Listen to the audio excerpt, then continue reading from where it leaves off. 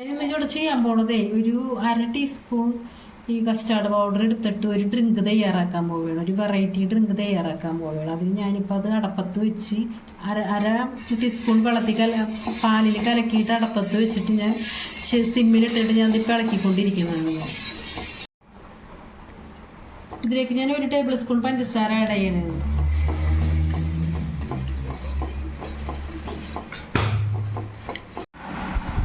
Custard പൗഡറും പാലും കൂടെ ചേർത്തിട്ടൊരു ഡ്രിങ്ക് ഇവിടെ റെഡിയാണ്. ഞാനത് ഗ്ലാസ്സിലേക്ക് സെർവ് ചെയ്യണേണ്ട.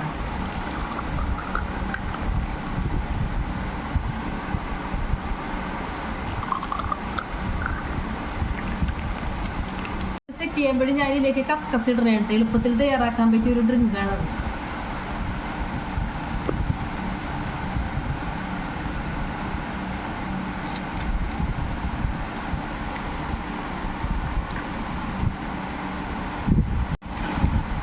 ഇതിലേക്ക് ഞാൻ ഡ്രൈ ഫ്രൂട്ടാണ് ഉപയോഗിക്കുന്നത് കേട്ടോ. ഇതിലേക്ക് ഞാൻ ഡ്രൈ ഫ്രൂട്ട് ഉണക്കമുന്തിരിങ്ങയാണ് ഇടണം.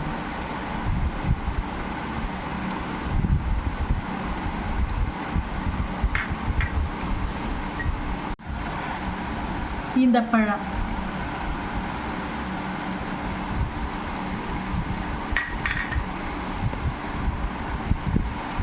പിന്നെ കശുവണ്ടി,